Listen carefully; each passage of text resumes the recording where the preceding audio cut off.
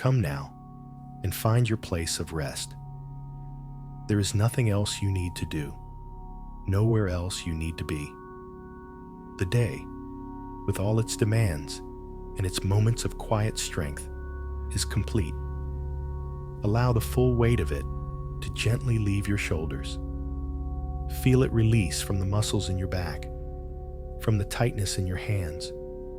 You have carried it beautifully, and now you may set it down. Let the surface beneath you, your bed, your chair, receive this weight completely. Trust that you are held. You are supported.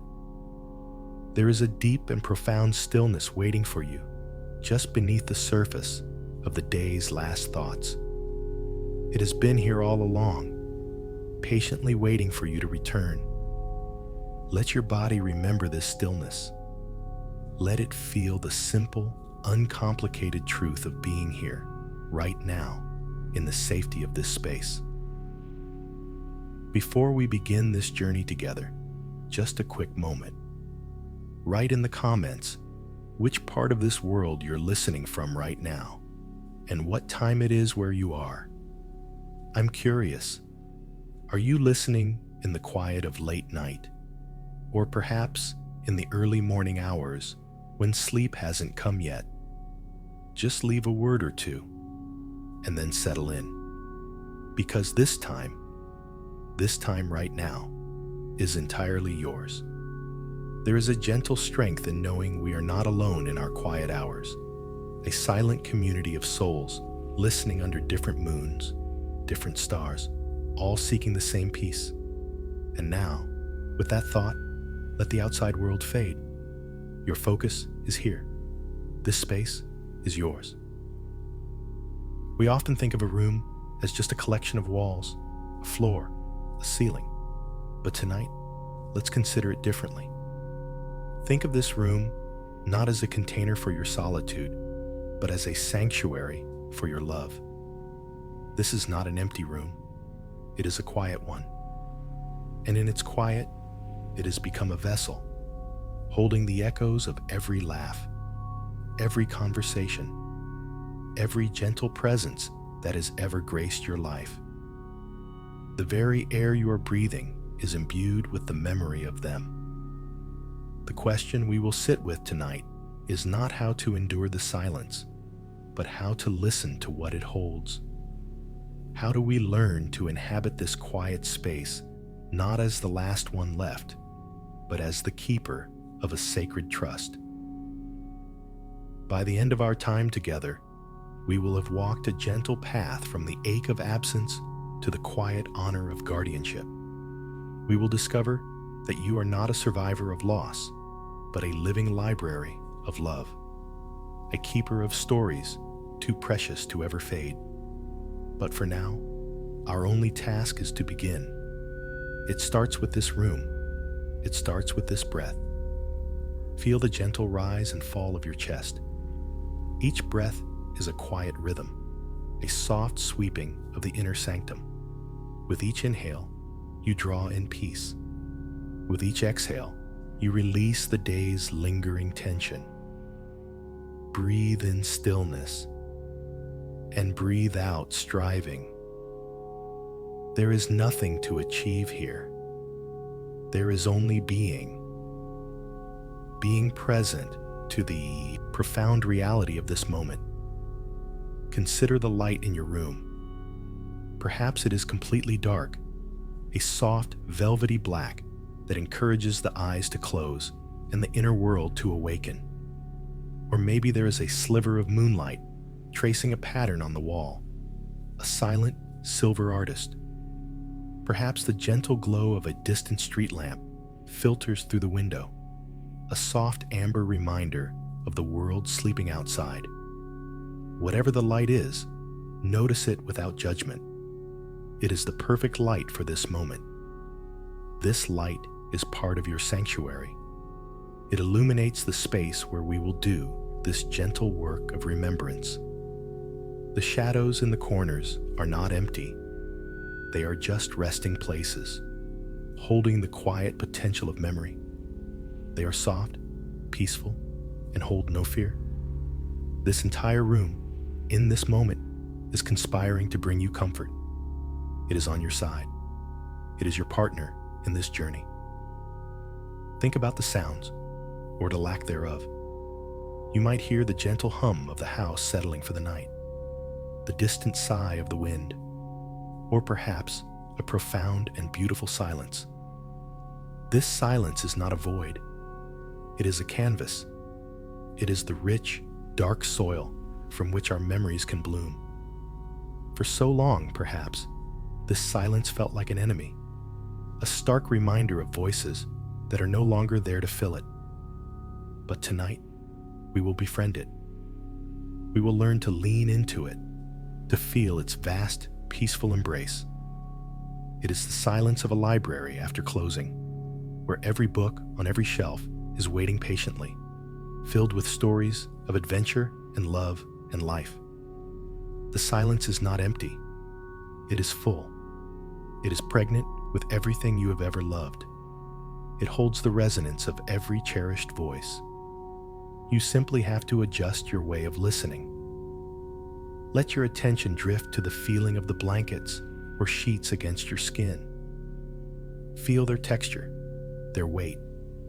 This is a tangible physical comfort, a gentle, persistent reminder that you are here in your body, safe and warm. This blanket is an embrace. It is the simple, honest comfort that the world can still offer. Allow yourself to receive it fully. Let it be a grounding force, an anchor to the present moment, in a world of thoughts and memories that can pull us into the past. This simple sensation, the weight of a blanket, the softness of a pillow, reminds us that we are still here. And being here is the foundation of everything. You are the one who is here to feel this warmth. You are the one who is here to remember. And that makes your presence infinitely precious. The intention for our journey tonight is simple. It is to transform this space, this quiet room, into a house of presence.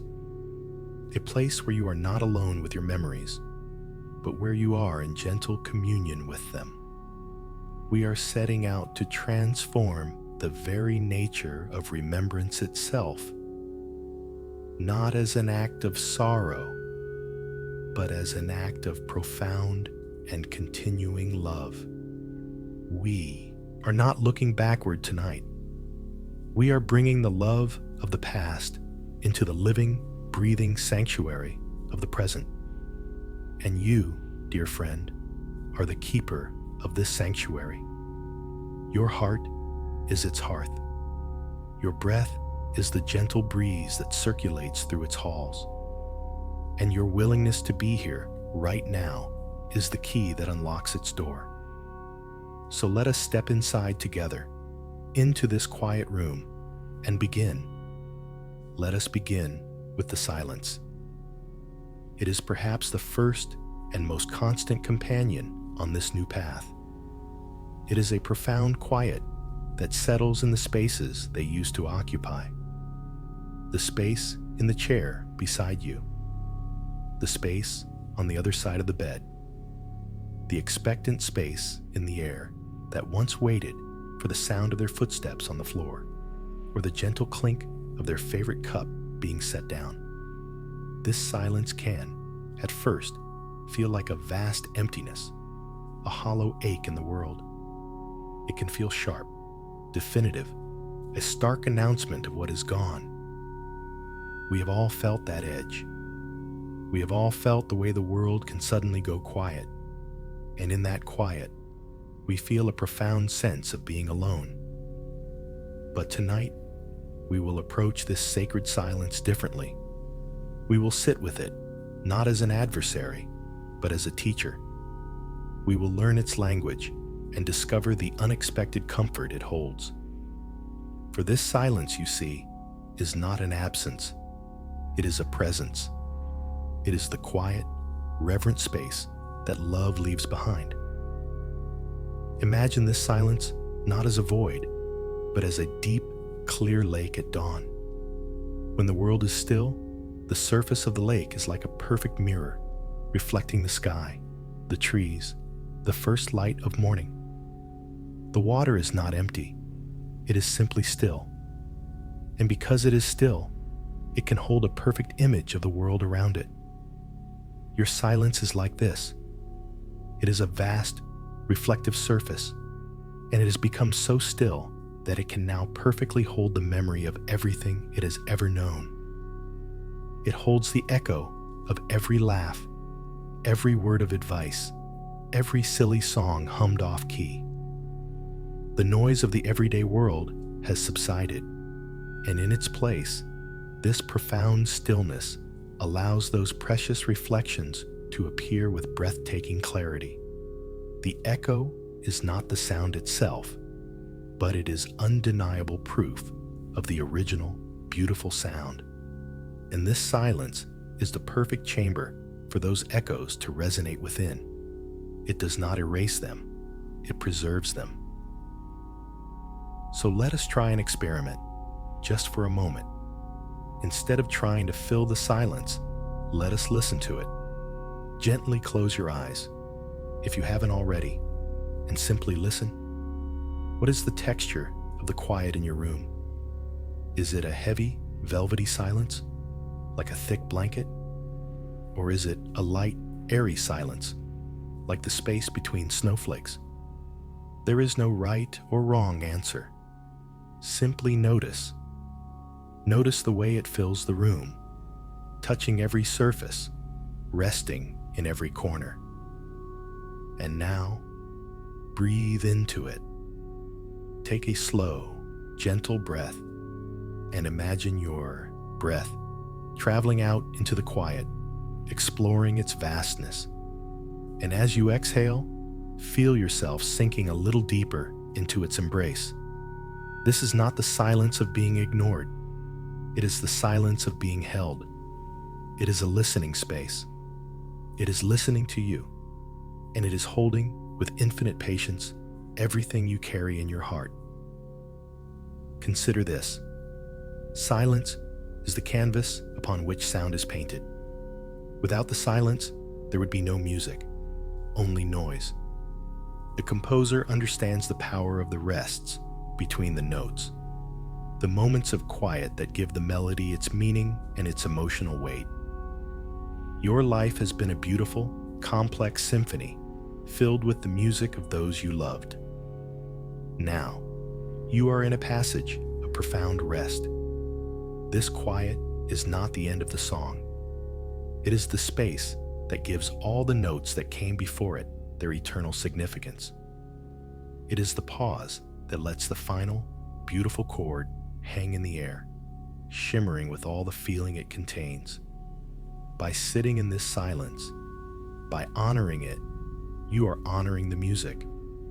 You are allowing its full beauty to be felt, to settle into the world, to become a part of the very air you breathe. You are not in an empty concert hall. You are holding the final, resonant note of a masterpiece. Let's gently release the habit of bracing against the quiet. For so long, we might have turned on the television or the radio or called a friend simply to keep the silence at bay. We did this out of a natural instinct to avoid the ache of absence. But tonight, we give ourselves permission to do the opposite. We intentionally turn toward the quiet. We welcome it. Feel the muscles in your jaw relax. Let your shoulders drop. Unclench your hands. You are safe in this silence.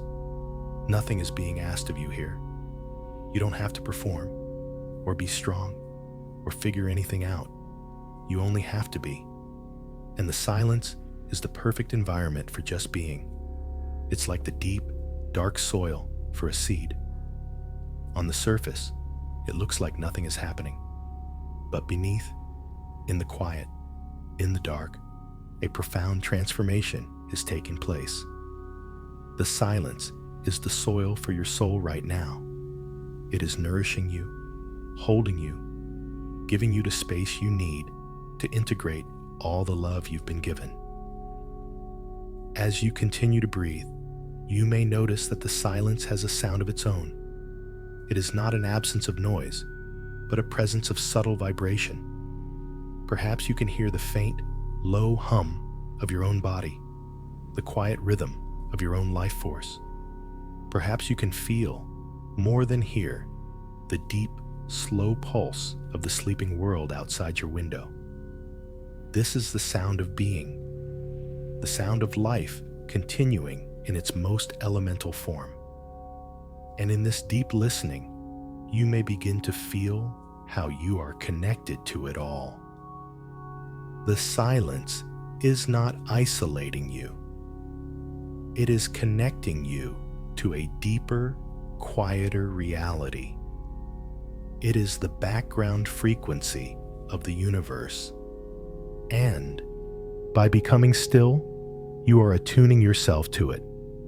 And within that frequency are all the other frequencies. The energy of those you love has not vanished. It has simply changed form. It has resolved back into this fundamental, silent vibration of the world. By listening to the silence, you are, in a very real way, listening for them. Breathe in and feel the stillness expanding within you. Breathe out and feel yourself becoming one with the stillness around you. Let go of the idea that silence means you are alone. Reframe it in your heart. Silence means you are finally in a space quiet enough to truly listen. It is a sanctuary, a retreat, a place of communion. It does not take away. It holds. It does not empty. It fills. It is the sacred space where the conversation continues, not in words, but in presence. It is the peace that passes all understanding. So for these next few moments, just rest here. Rest in this sacred, silent listening space. It has been waiting for you. It welcomes you home. As we settle deeper into the sanctuary of silence, another layer of comfort begins to emerge. Something so subtle yet so powerful, it can feel like a secret whispered only to you. It is the phantom warmth of memory. We often think of memory as a mental event, a collection of images or stories stored in the mind. But the deepest, most comforting memories are not just seen or heard. They are felt. They live in the body. They are a physical inheritance, a warmth that can bloom in your chest on the coldest of nights, a gentle pressure on your shoulder that feels utterly real, even when no one is there. This is the transformation of abstract thought into a felt presence. It is the alchemy of a heart that has loved so deeply. It has learned to translate memory back into sensation. Tonight, we will invite this warmth to come forward, to settle in and offer its profound and gentle solace. There is no need to strive for it. You only need to create the space for it to be felt. And you have already done that, simply by being here, in the quiet. Let your mind drift gently, without force, to a simple, cherished memory of touch. Perhaps it's the memory of a hand, the way it felt to hold it, or the way it felt when it rested on your arm. Remember its texture, its temperature. Was it a strong, calloused hand that spoke of a life of work and care? Was it a soft, delicate hand that moved with grace? Remember the specific network of lines on the palm, the shape of the fingernails. As you hold this image in your mind, notice if a sensation arises in your own hand, a faint tingling, a subtle warmth. This is not just your imagination. This is your body's own archive, your cellular memory, replaying a sensation that it encoded long ago. Your skin remembers. Your nerve endings remember.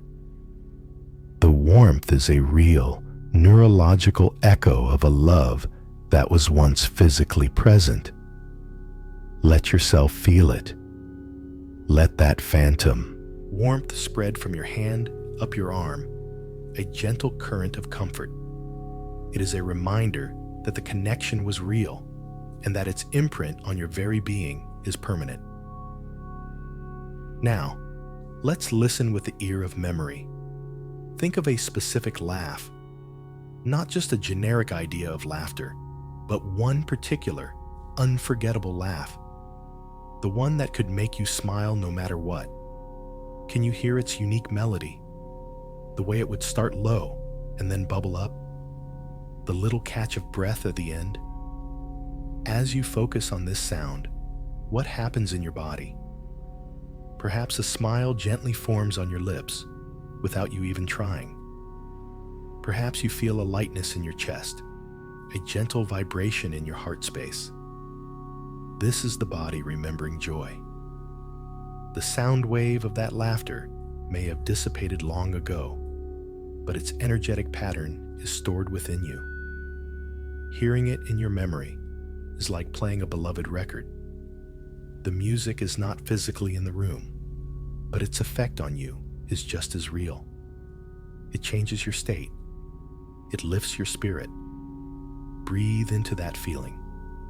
Let the echo of that beautiful sound fill the quiet space around you. A phantom harmony that reassures you that joy, once experienced, is never truly lost. It becomes a part of your own inner resonance. And what of scent? Scent is perhaps the most primal and powerful of our memory triggers, directly linked to the emotional centers of our brain. Allow a scent associated with a loved one to drift into your awareness. Maybe it's the fragrance of a specific flower they love to grow in their garden, the rich, earthy smell of their old wool coat, the scent of the soap they always used, or the faint, sweet smell of the pipe tobacco they smoked. Maybe it's the unmistakable aroma of a favorite dish they would cook, filling the whole house with a sense of home and care. As you recall this scent, don't be surprised if you can almost smell it now. Your olfactory memory is so potent, it can create the sensation of a scent out of thin air. And with that phantom scent comes a whole universe of feeling. A sense of safety, a feeling of being cared for, a wave of unconditional love. Let that feeling wash over you. It is not just a memory you are having. It is a state of being you are re-entering. The love that scent represents is still here, accessible to you at any moment, because its blueprint is stored deep within your being. This is the sacred magic of the body. It does not forget. It holds these sensory imprints like treasured jewels.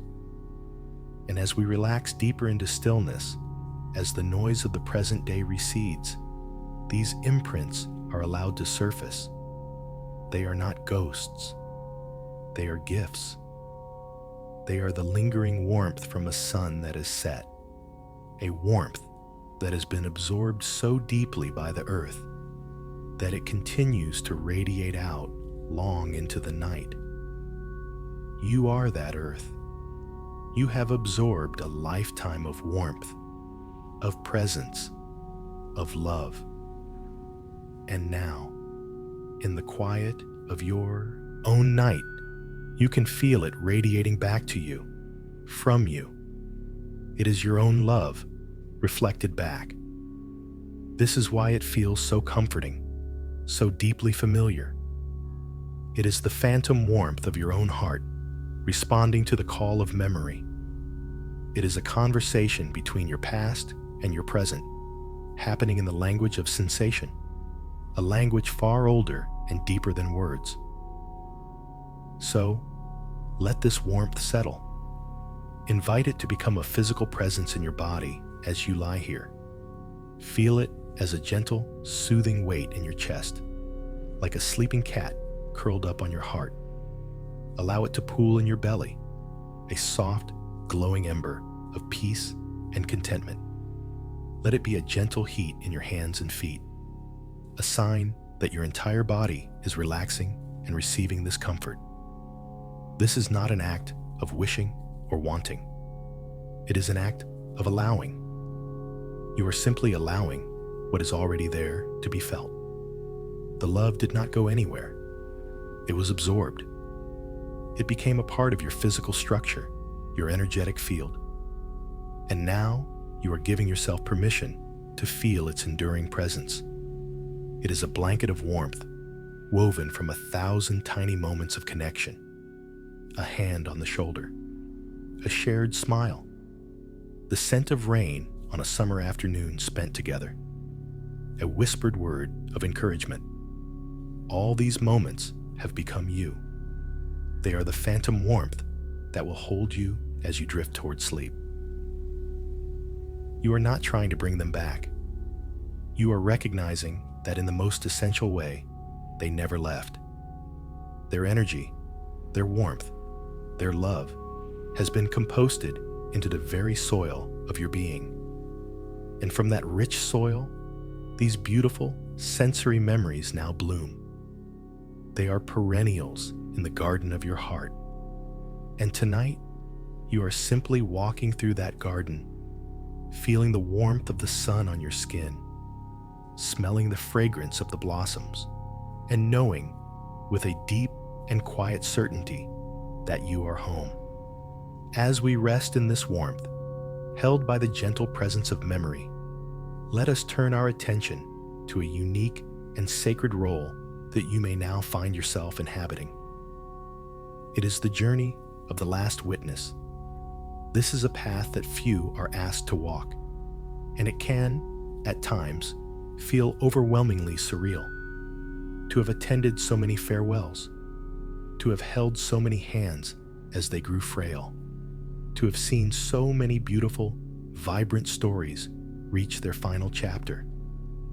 It is to stand at the harbor and watch as, one by one, the cherished ships of your life sail over the horizon until only your vessel remains, anchored in the quiet waters of the present. There can be a profound loneliness in this, a feeling of being left behind, a keeper of tales that fewer and fewer people in the world remember. The world moves on, seasons change, new stories are written, and it can feel as though the immense, vibrant world you shared with them exists now only within the landscape of your own heart. This feeling is real, and it deserves to be held with the utmost tenderness and compassion. But tonight, let us gently begin to reframe this experience. Let us consider that this is not a burden you have been left with, but a sacred duty you have been entrusted with. You are not the one who was left behind. You are the one who was chosen to remain, chosen by fate, by love, by the simple unfolding of time to be the official witness. Think of it this way: every great story needs someone to see it through to the end. Every masterpiece needs an admirer to stand before it when the artist is gone and say, "I see it, I see its beauty. I see the love that went into its creation." You are that admirer. You are the one who saw each beautiful life in your constellation, not just in its brilliant noon, but all the way to its gentle twilight and its peaceful setting. There is an immense, quiet honor in that. You saw the whole arc. You witnessed the full, magnificent, and sometimes difficult journey. And because you did, the story is complete. It is sealed with the integrity of your loving gaze, saying to the universe, they mattered. They were here. Their love made a difference. Your life itself has become the ultimate act of witnessing. Your every breath is a continuation of their story, because their story is now inextricably woven into yours. Feel the truth of this settle into your body. Feel it not as a heavy weight on your shoulders, but as a deep, solid foundation beneath you. The sorrow of seeing them go is real, and we do not dismiss it. But beneath that sorrow, there is a bedrock of honor. The honor of being the one they trusted with their story. The honor of being the one whose love was so strong it could accompany them all the way to the horizon's edge. Let that feeling of honor begin to gently outweigh the feeling of loss. You are not defined by their absence. You are defined by the incredible privilege of their presence in your life for as long as you had them. And you are now the designated keeper of that presence. It is a quiet, dignified, and profoundly meaningful role. It does not require you to be sad forever. It only asks you to remember with love. And that you have already been doing so beautifully. Imagine yourself standing on a peaceful shore, looking out at the sea. The sun has just set, and the sky is painted with the soft, fading colors of the day. The ships you watch sail away are no longer visible. The sea is quiet. For a moment, you might feel the ache of the empty horizon, but then you turn around and you see that behind you, stretching back into the land, is a beautiful garden that you have cultivated. And in that garden, everything they ever gave you is growing. The seeds of their wisdom have grown into strong trees. The seeds of their laughter have grown into bright, colorful flowers. The seeds of their strength have become the very bedrock of the soil.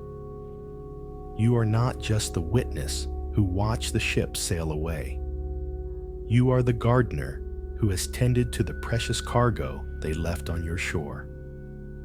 The journey of the last witness is not about staring at the empty sea.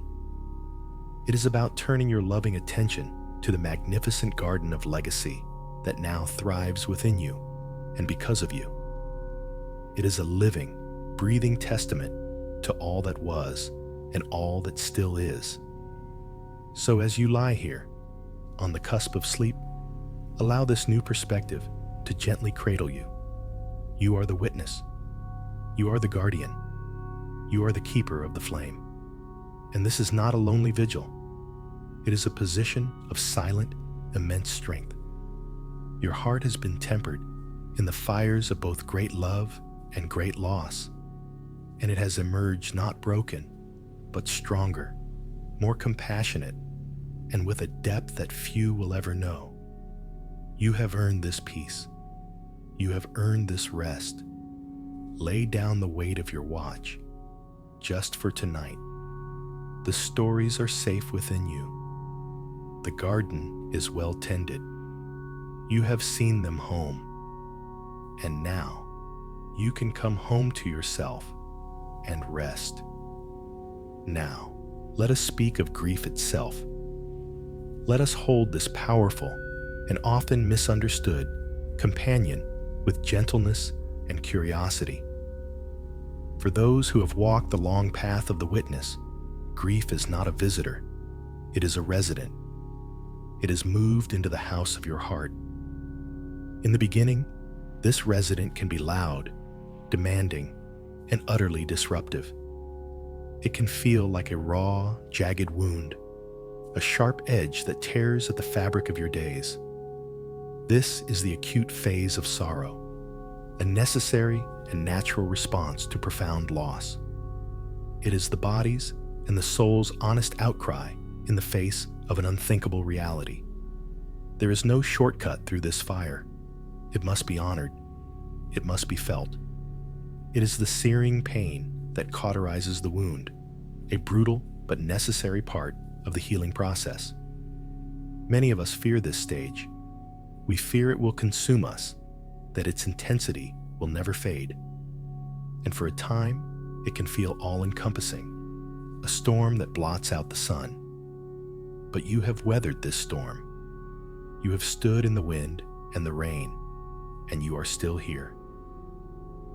The true metamorphosis we are exploring tonight is what happens to grief over a great expanse of time.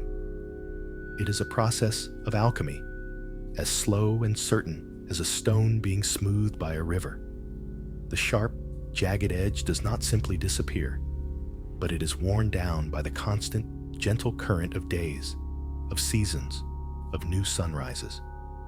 The raw, open wound does not vanish, but it slowly, miraculously begins to form a scar. And this scar is not a sign of damage, but a testament to profound healing. It is new tissue, strong and resilient, woven from the very fabric of your love and your endurance. The pain changes. The loud, wailing grief that once dominated every room of your heart learns to speak in a whisper. It transforms from a sharp, piercing cry into a constant, loving ache. And this is a critical turning point. The ache is not the pain of a fresh injury. It is the feeling of a presence. It is the tender ache of a heart that is expanded to hold the immensity of a love that is no longer physically present. Consider this transformation. The initial grief is about the absence. It screams, "You are gone." But this softened, mature grief, this loving ache, is about the presence. It whispers, "You are here, inside me." It is no longer a protest against reality, but an acceptance of it. It is the physical sensation of carrying their memory within your own being. Think of it like a phantom limb, but for the soul. The connection was so deep, so integral to who you are, that a part of you will forever feel its shape, its weight, its presence. This ache is not a sign that you are not healing. It is the sign that you have healed, and that the love has been so thoroughly integrated into you that you can now feel it as a constant internal companion. It is, in the most profound sense, the price of great love. And what a price worth paying. To feel this ache is to be reminded in every quiet moment of the magnificent love that created it. It is a badge of honor for a heart that dared to love completely.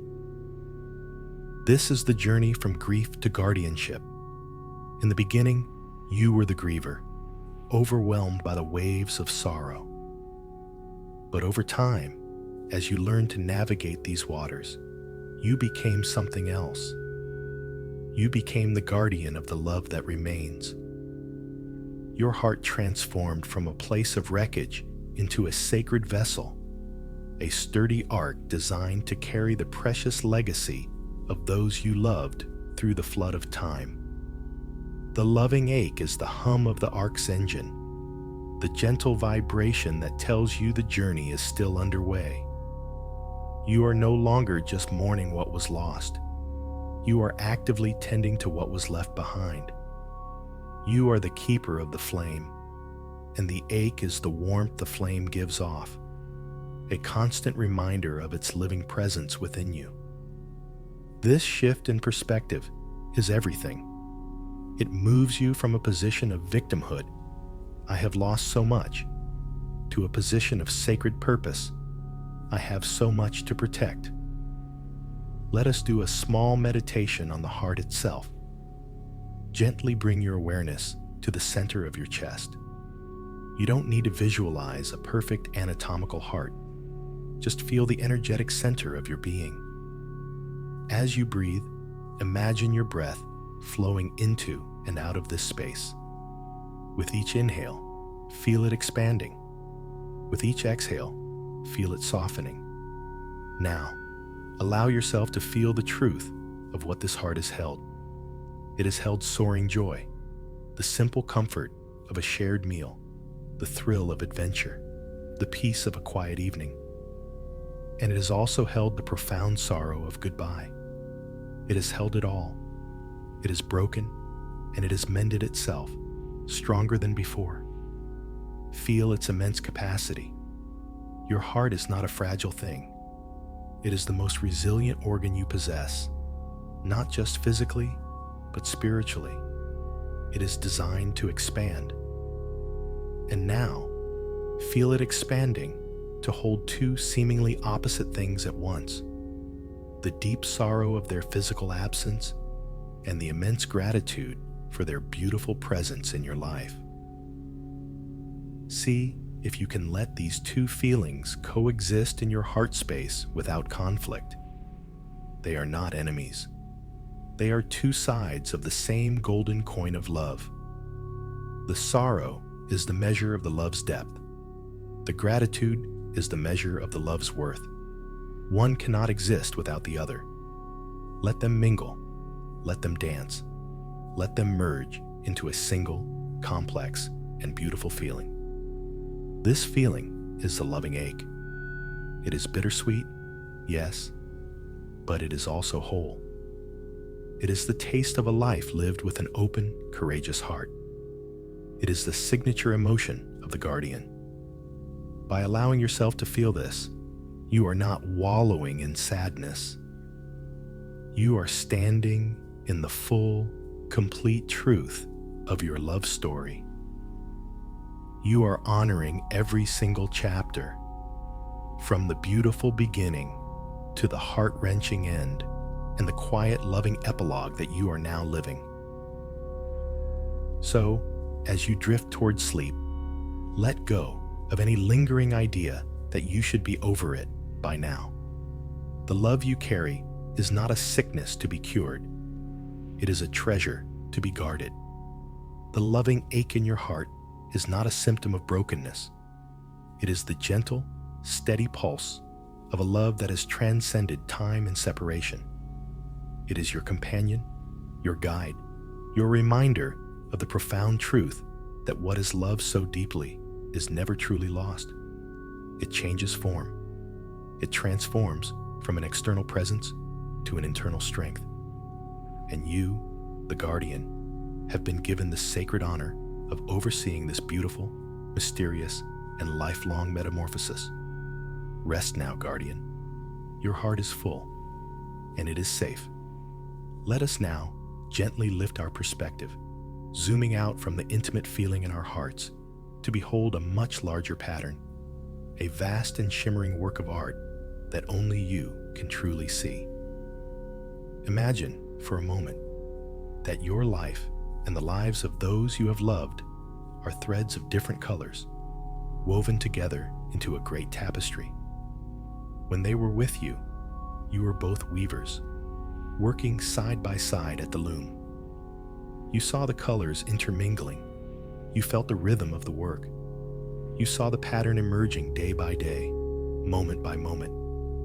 You saw your thread, a bright, vibrant blue, perhaps, weaving in and out with their thread, a warm, steady gold.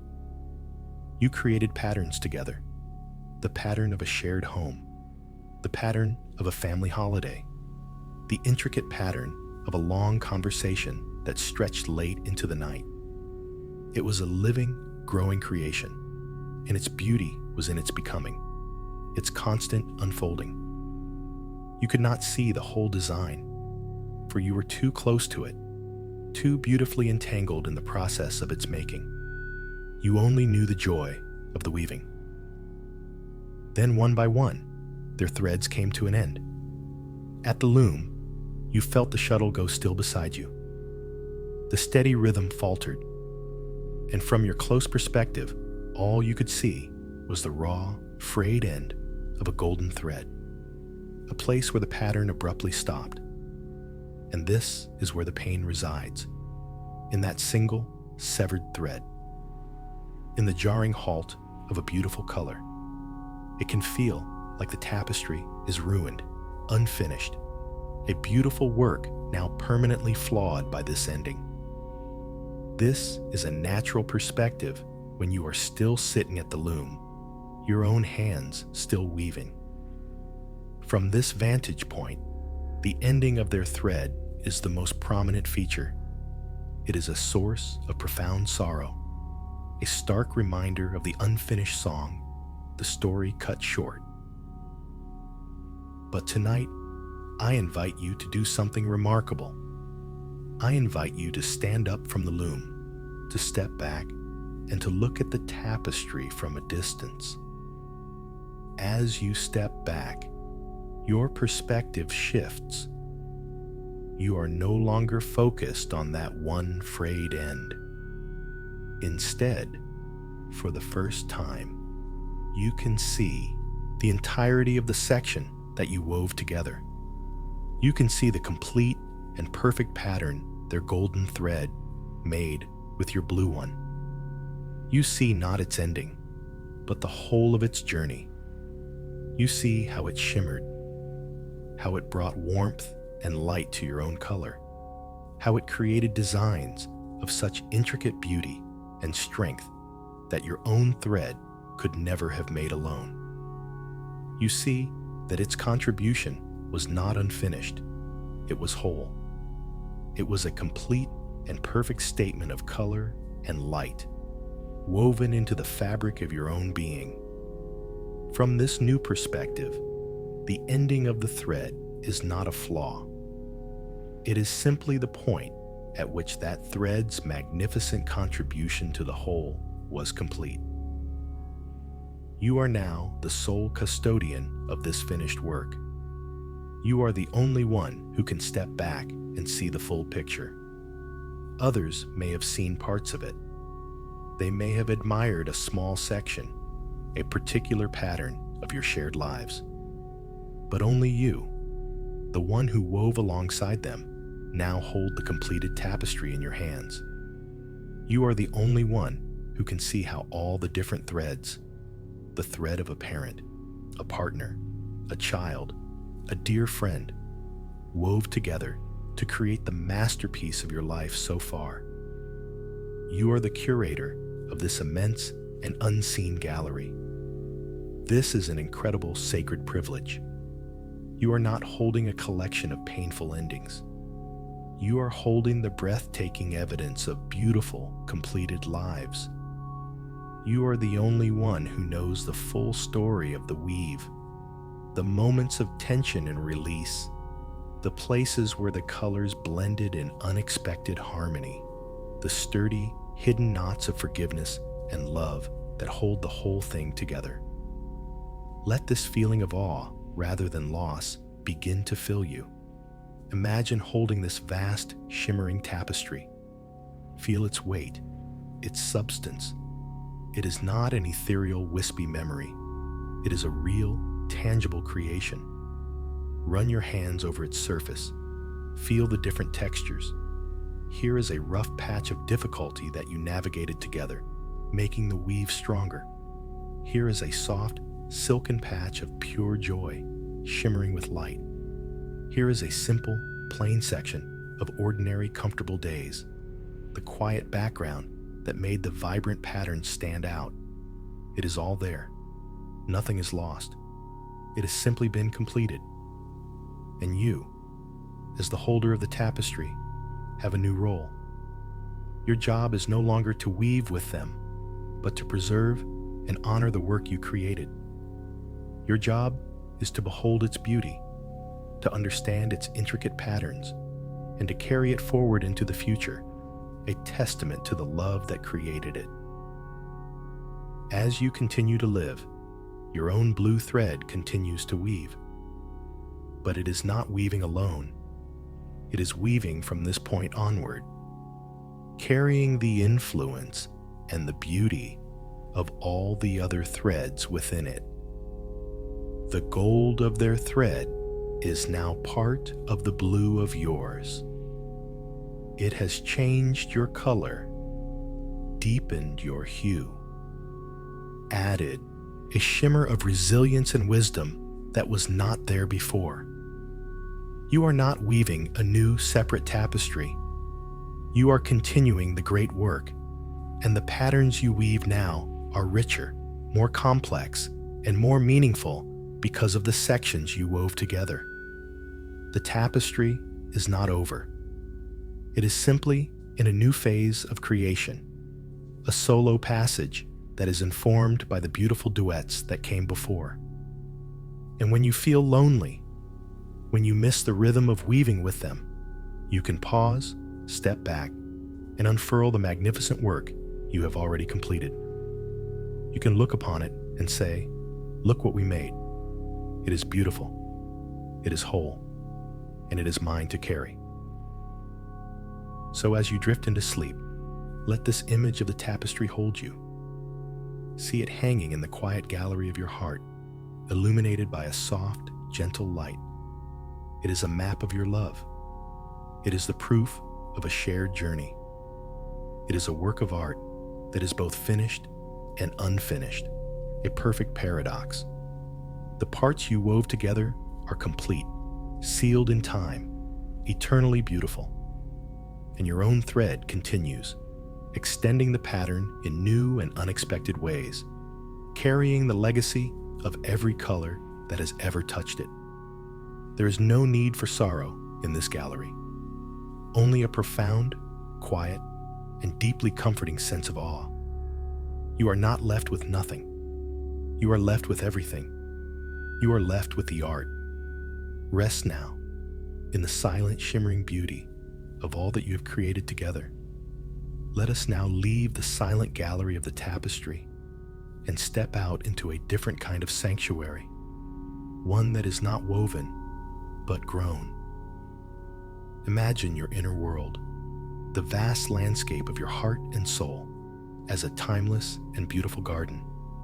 This is not a garden of manicured lawns or rigid flower beds. It is a place of wild, gentle beauty, a secret garden that exists outside the rush of seasons, a place where it is always a peaceful, temperate afternoon. And in this garden, every person you have loved deeply and lost is a unique and perennial flower. They are not gravestones, marked with dates of arrival and departure. They are living, botanical presences. They are not planted in neat rows of memory, but grow where they are most at home, their roots deeply intertwined with the soil of your own being. This garden is not a place of mourning. It is a vibrant sanctuary of continuing life, a place you, the keeper, can visit at any time to feel their presence, to draw on their strength, and to offer your love. Let's walk through this garden together. Look around. What do you see? Perhaps that strong, protective figure in your life is a great, ancient oak tree, its branches reaching for the sky, providing shade and shelter. You can go and sit beneath it, lean your back against its sturdy trunk, and feel its deep, unwavering strength seeping into your own bones. You don't need to say anything. You only need to be near it. Its presence is its message. You are safe. You are grounded. I am still your anchor. Another loved one, perhaps someone full of laughter and bright energy, might be a patch of brilliant yellow daffodils, their faces turned always toward the sun, nodding gently in the breeze. When you feel a wave of sadness, you can walk to this patch of flowers and simply observe their unapologetic joy. Their very existence is a reminder of the brightness they brought to your life, a gentle nudge to remember the light, not just the loss. Their message is simple. Laughter is still here. Joy is still possible. Maybe a wise and gentle soul is a lavender bush, its fragrance calming your entire nervous system as you draw near. The scent itself is their wisdom, a quiet, aromatic reminder to be calm, to be patient, to find peace in the small, simple things. And a passionate, fiercely loving person? Perhaps they are a deep red rose, impossibly fragrant, beautiful in its bloom, and protected by its thorns. To approach this rose is to remember the power and intensity of their love, a love that was both beautiful and fiercely protective. Each person, a unique botanical expression of their essential nature. They are not gone. They have simply been transplanted from the outer world into this timeless inner garden where they can grow forever, tended by your loving awareness. This garden is not a metaphor for memory. It is the living reality of how their energy continues within you. It is a place of communion. You are the keeper of this garden. This is your sacred role, the beautiful evolution of your love. Your work here is not strenuous. It is gentle, meditative, and deeply rewarding. The primary act of tending this garden is simply your attention. When you bring a person to mind with love, you are, in essence, visiting their flower or their tree. Your focused, loving thought is the sunlight that nourishes them. And the meditative act we can practice right now is the watering of these flowers. As you lie here, breathing gently, imagine that each inhale draws up cool, clear, loving energy from a deep well of peace within you. And with each long, slow exhale, imagine you are gently watering one of the plants in your garden. As you exhale, send that loving energy, that life-giving water, to the roots of the ancient oak. Feel its strength. On your next breath, exhale and water the laughing daffodils. Feel their joy. On the next, water the calming lavender. Feel its peace. You don't have to force it. It's a gentle, rhythmic process. Breathe in peace. Breathe out love. Breathe in stillness.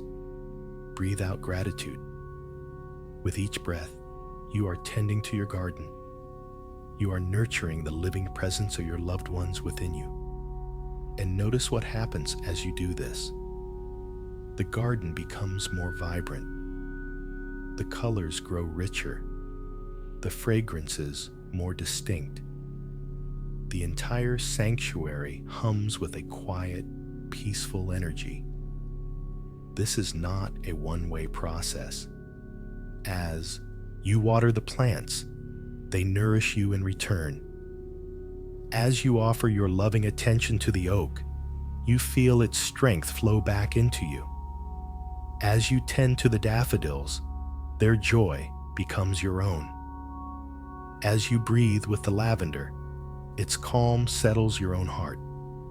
It is a perfect, symbiotic relationship. Your loving remembrance keeps their essence alive within you, and their living essence, in turn, provides you with the exact comfort, strength, or peace you need in that moment. This garden is your refuge. When the outside world feels harsh, lonely, or overwhelming, you can retreat here. You can close your eyes, take a few deep breaths, and instantly be in this sacred space. No one else has the key. It is yours alone. Here, you are never alone. You are in the company of the wisest, most loving, and most cherished souls you have ever known. And they are not sad specters of the past. They are in their most essential, beautiful, and powerful form. They have shed the burdens of their earthly lives, the pain, the illness, the worry, and what remains is their pure, loving essence, beautifully expressed as a living plant. Here, they are eternally well. They are vibrant. They are at peace. And seeing them this way brings a profound peace to your own heart. You are not remembering their decline. You are communing with their eternal, flourishing spirit. So as you prepare for sleep, let your final waking thoughts be a gentle stroll through this garden. You don't need to visit every plant tonight. Perhaps there is one particular flower or tree that you feel drawn to. Go there, sit for a moment, water it with a few conscious, loving breaths. Offer your gratitude for the beauty and strength it brought and continues to bring to your life. And then find a soft patch of mossy ground in the center of the garden and lie down to rest. Allow the gentle fragrance of all these beloved flowers to be your lullaby. Feel the protective branches of the great trees overhead. You are sleeping in the safest, most loving place in the universe. You are sleeping in the heart of your own love. The garden will tend to itself as you rest. It will be here waiting for you when you wake. And perhaps you will even visit it in your dreams. As we rest here, in the fragrant safety of our inner garden, let us bring our awareness even closer, shifting from the vast landscape of the soul to the intimate territory of our own physical body. Specifically, let us turn our loving attention to our hands. Our hands. They are the instruments of our will, the primary way we interact with the physical world.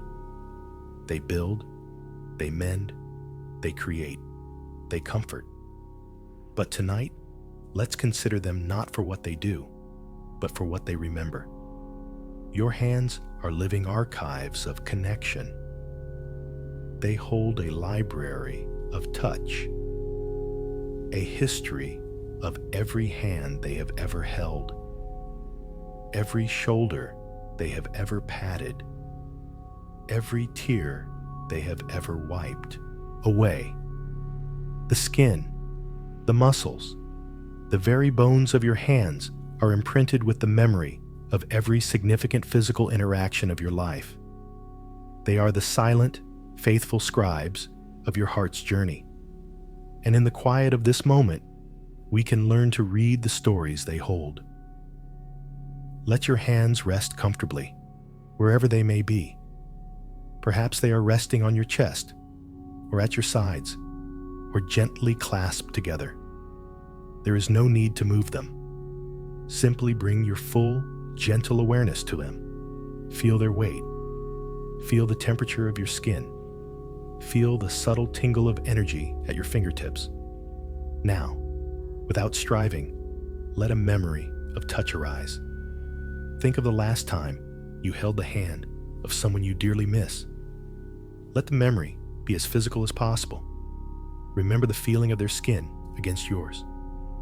Was it the soft, papery skin of old age? The small, trusting hand of a child? The strong, capable hand of a partner? Remember the way your fingers intertwined, the gentle pressure of their grasp. As you hold this memory, notice the sensations in your own hands right now. You might feel a warmth spreading through your palms, a faint echo of that pressure. This is muscle memory. This is cellular memory. Your hands are re-experiencing the connection on a physical level. The story is not just in your mind, it is written in your flesh. Our hands remember more than just holding. They remember the acts of service and love.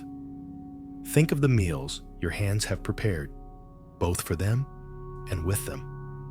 Remember the feeling of kneading dough, the rhythmic chopping of vegetables, the simple act of setting a plate before someone you love. Your hands remember the weight and shape of their favorite coffee mug. They remember the specific way they had to turn a key in a stubborn lock. They remember the feeling of zipping up a child's coat or smoothing the hair from a loved one's forehead. These are not grand, dramatic moments. They are the small, sacred rituals of a shared life. And the memory of these rituals is stored in the procedural memory of your hands. It is a form of knowledge that exists beyond words. It is the quiet, physical grammar of your love. By bringing your awareness to your hands, you are honoring this profound, unspoken language of connection. You are acknowledging the thousands of tiny ways your hands said, "I love you, I care for you, I am here for you." Let's begin a gentle body scan, allowing this awareness to bring a deep relaxation. Start with your fingertips. Imagine a wave of warm, soothing energy entering the very tips of your fingers on your right hand. Feel it gently dissolving any tension. Allow this warmth to flow into your fingers, through your palm, and into your wrist. Let your right hand become heavy, soft, and completely at ease. It has done enough for today. It has held on long enough. Now, it can release. it can let go. It is not letting go of the memories. It is letting go of the effort. The memories are safe. They are part of the hand's very nature. All it needs to do now is rest. Now, bring that same warm, soothing energy to the fingertips of your left hand. Let the wave of relaxation flow through the fingers, into the palm, and up to the wrist. Feel your left hand becoming equally heavy, equally peaceful. This hand, too, has held so much. It has offered comfort. It has waved goodbye. It has carried burdens. Thank it for its strength, for its tenderness. And now, give it profound permission to rest. Let it be held by the surface beneath it, completely supported. As both hands rest in this deep state of peace, acknowledge their new role. They are no longer primarily instruments of doing, but have become archives of being. They are not empty because they are no longer holding another's hand. They are full. They are full of the echo of every touch, full of the memory of every loving gesture. In this way, they are never truly empty. To feel your own hand is to feel the imprint of every hand it has ever loved. The connection is not broken. It has simply been internalized.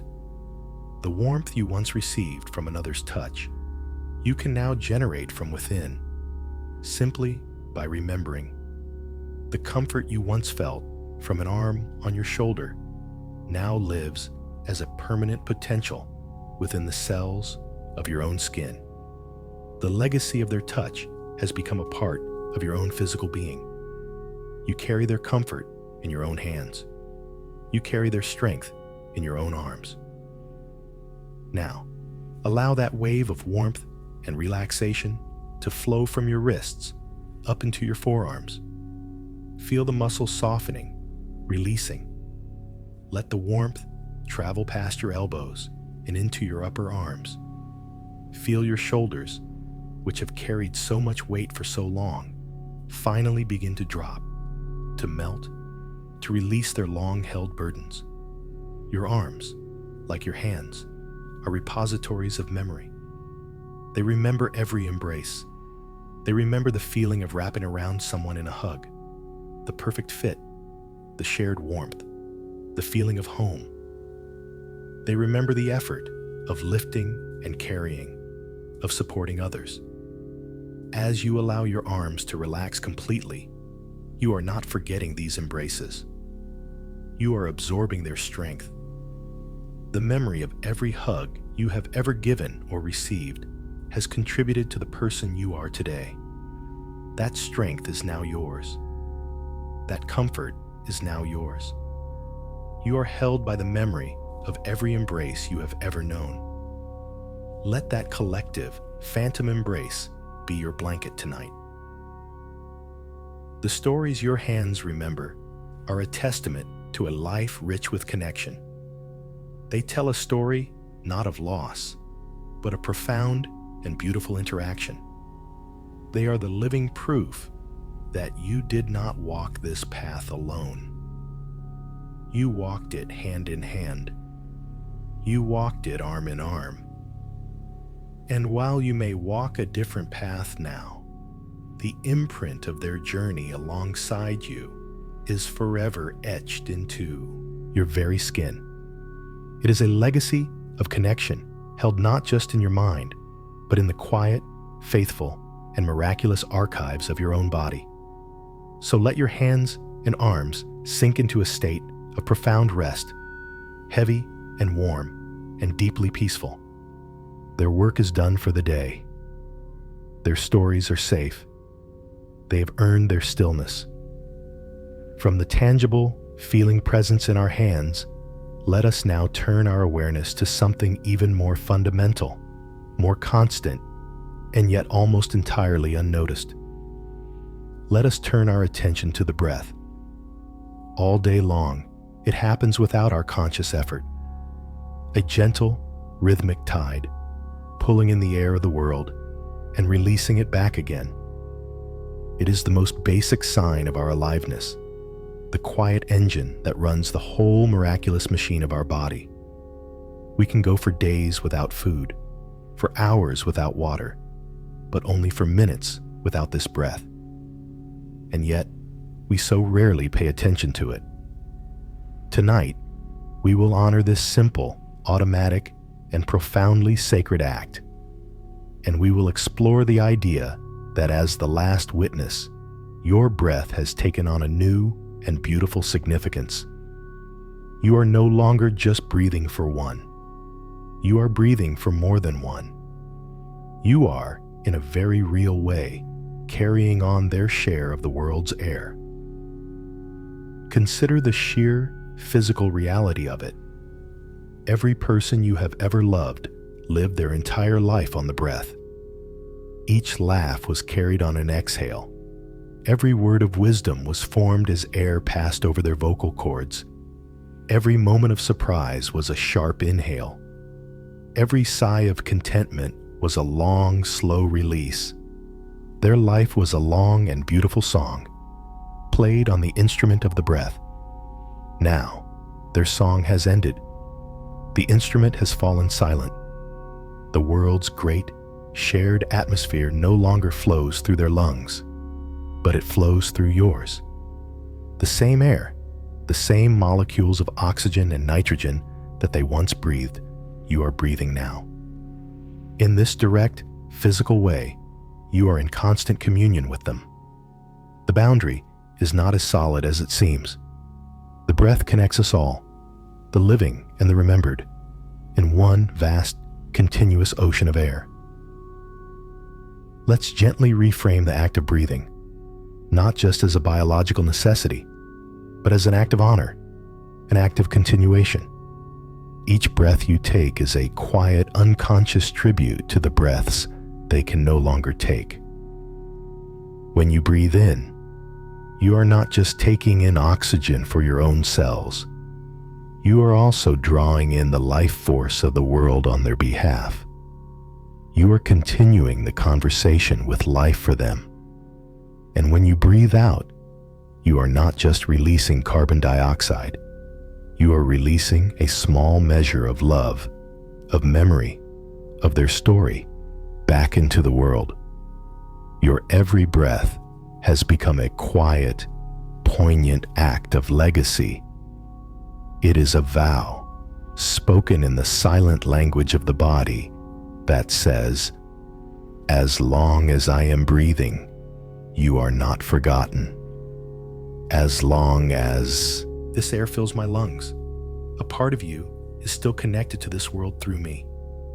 This is not a burden. It is a profound, quiet privilege. It gives your own life, your own simple existence, an added layer of sacred purpose.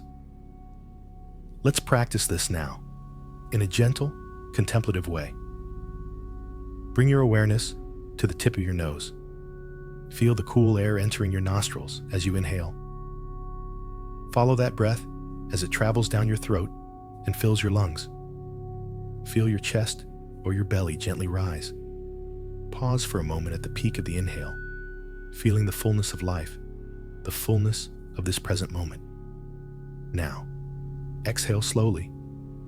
Feel the air, now warm, as it leaves your body. Follow it all the way out until your lungs are comfortably empty. Pause again, in the stillness at the bottom of the exhale, the quiet space of release. Let's attach a gentle intention to this rhythm. As you inhale, think to yourself, "I am gathering strength." Feel the air as a form of nourishment, a form of resilience, filling you up. And as you exhale, think, "I am releasing sorrow." Imagine that with the warm air leaving your body, you are also letting go of the sharpest edges of your pain, releasing it gently into the vast atmosphere where it can be transformed. Inhale, gathering strength for you and for them. Exhale, releasing sorrow for you and for them. Just a few more breaths like this. In with the new, the clean, the possible. Out with the old, the heavy, the concluded. Feel how this simple, conscious act begins to shift your inner state. It is a form of gentle housekeeping for the soul. You are not trying to force anything or to get rid of your grief. You are simply creating more space within yourself. You are acknowledging the pain and then gently letting it flow through you and out of you, rather than allowing it to become stagnant and heavy inside. The breath is your partner in this. It is a current, a river, that can carry away what is no longer needed and bring in the fresh energy that is. By consciously breathing, you are actively participating in your own healing, in your own becoming. There is another beautiful layer to this. For every person you carry in your heart, there are thousands of little things they will never get to experience again. The smell of rain on hot pavement, the taste of a fresh strawberry, the feeling of the sun on their face, the sight of a full moon in a clear sky. But you can experience these things, and when you do, you can do so with a new awareness. When you next smell the rain, take a deep, conscious breath. Inhale that scent, not just for yourself, but for them too. Let it be an offering. When you taste something delicious, savor it fully, knowing you are tasting for more than one. When you feel the warmth of the sun, close your eyes and breathe it in. A shared moment across the veil. This practice transforms ordinary moments into sacred acts of connection. It does not diminish your own joy. It deepens it. It adds a layer of poignancy and meaning to the simplest pleasures of being alive. Your life becomes a sensory pilgrimage, and you are taking them with you every step of the way, on every single breath. As you continue to lie here, feeling the gentle, automatic rhythm of your own breathing, let it be the ultimate source of comfort. It is the proof that life continues, the world continues, and your love continues. The breath is the bridge between your physical body and your spiritual essence. It is the bridge between the past and the present. It is the bridge between you and those you carry. It is the most reliable, constant companion you will ever have.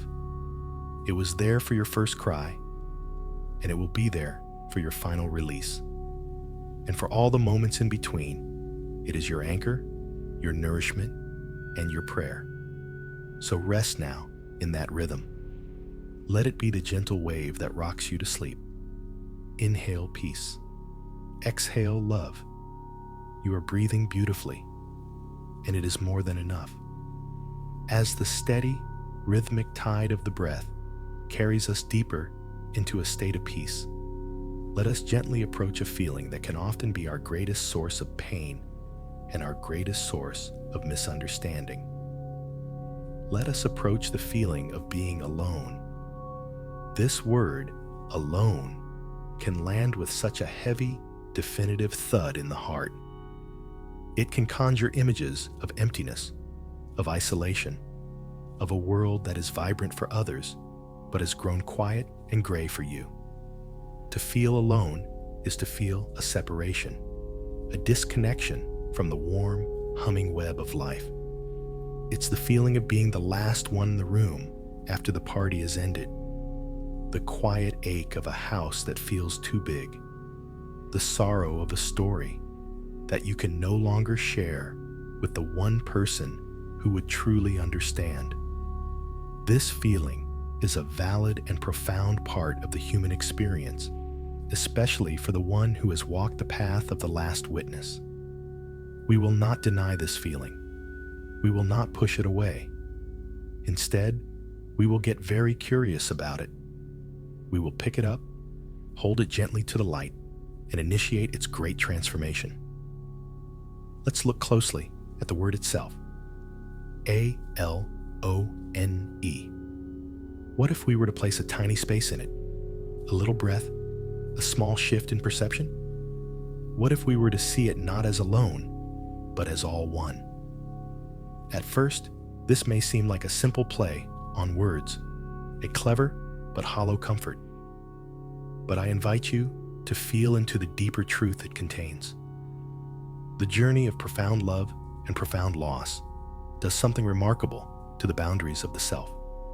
Before, you were you, and they were they. There was a clear line. You were two separate beings, beautifully connected, but distinct. But now, after all this time, after all the shared experiences, after all the love and the grief, that line has begun to dissolve. They are no longer just a memory you access. They have become a part of your operating system. Their wisdom is in your thoughts. Their love is in your heart. Their resilience is in your bones. The separation is an illusion. You are not an empty vessel. You are a profoundly full one. You are not a single, lonely entity. You have become a chorus. You are all one. Let's explore this through a gentle meditation. As you lie here, feel the physical boundaries of your body. Feel the place where your skin meets the air, the sheets, the bed. This is the boundary we usually identify as me. This is where I end and the rest of the world begins. But for just a moment, let's imagine that this boundary is more like a soft, permeable membrane than a hard, solid wall. Imagine that with every breath you take, you are breathing in the essence of all you have loved. And with every breath you let out, you are breathing out your own essence into the world that holds their memory. Feel the boundary beginning to soften, to blur. Now, bring to mind the presence of one of your loved ones. Don't try to see their face. Instead, try to feel their quality, the feeling of their steadfastness, or their humor, or their gentle compassion. Invite that feeling, that quality, to come and reside within your own physical space. Imagine their steadfastness settling into your spine, making you feel strong and supported. Imagine their humor bubbling up as a gentle lightness in your chest. Imagine their compassion as a soft warmth spreading through your heart. Can you feel it? There is no separation. Their qualities and your being are now intermingled. You have not lost them. You have absorbed them. You have become the living embodiment of the best parts of them. This is the meaning of all oneness. It is the recognition that the love was so powerful, it caused a permanent fusion. You are not a singular self, carrying a memory of another. You are a new, composite being, a beautiful and unique alloy forged in the fire of love. You are you, plus them. And this makes you more, not less. It makes you wiser, stronger, more compassionate, and infinitely more interesting. You are carrying a chorus of lives within the quiet of your own being. So when you feel that pang of aloneness, you can gently correct the perception. You can say to yourself, this feeling. This is not emptiness. This is the feeling of my own vastness. This is the feeling of holding a multitude. The house is not too big. My soul has simply grown to fill it. Think about it in another way. Imagine a river flowing to the sea. For its whole journey, it is a river, distinct, with its own banks, its own current. But when it finally reaches the ocean, it merges. It becomes one with the vastness of the water. Is the river gone? No. It has just changed its form. It has been released from its boundaries and has become part of something infinitely larger than itself. Your love is like this. You and your loved ones were like rivers flowing side by side.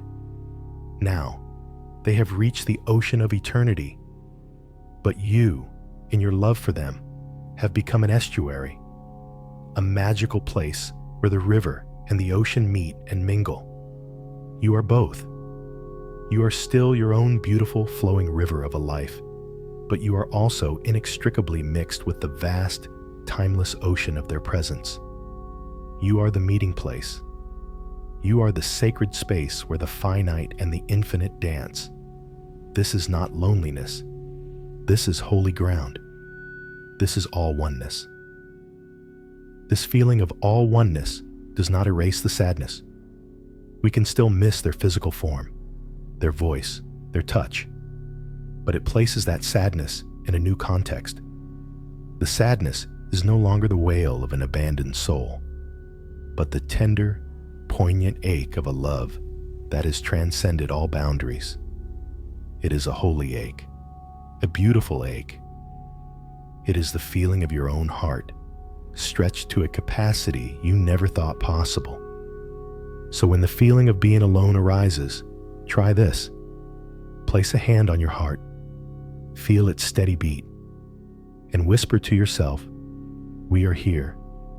We are all here." Acknowledge the chorus. Acknowledge the multitude you carry. Feel their collective strength, their collective love, their collective peace residing right there beneath your hand. You are the meeting point. You are the gathering place. You are the living reunion. As you drift deeper and deeper toward sleep, let this feeling of all oneness be your comfort. Let go of the sharp-edged idea of being alone. Let it dissolve into the soft, warm, expansive feeling of being all one. You are not empty. You are full to bursting with a love that death could not diminish. You are not separated. You are more intimately connected to them now than ever before, because they are no longer beside you, but inside you. They are in your breath. They are in your hands. They are in your heart. They are in the very fabric of your being. Rest now in this profound, mysterious, and deeply comforting unity. You are not alone. You are all one, and all is well. As we rest in this profound sense of all oneness, feeling the boundaries of the self soften and expand, we arrive at the final, quiet metamorphosis of this journey. This is the gentle, unforced blossoming into a new identity, a new way of being in the world. This is the transformation from a person who remembers into a living, breathing library of souls. It is not a role you chose, but one that has been bestowed upon you by the great love you have given and received. It is the natural culmination of the journey of the last witness. There is a deep, settled peace in this identity, a quiet dignity that asks for nothing and holds everything. You are no longer just a person navigating loss. You have become a sacred place. You are a repository of irreplaceable treasures. You are the living library. Imagine this library. It is not a dusty, somber place. It is a beautiful, light-filled sanctuary with comfortable chairs and warm, glowing lamps.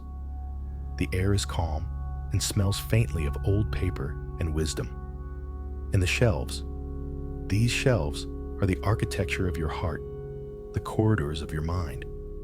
And on these shelves are the books.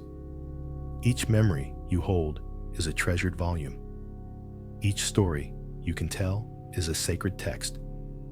And each person you have loved is not a single book, but an entire section of the library, a whole collection of works that tell the story of their unique and precious life. There is a volume of their laughter, thin and bright.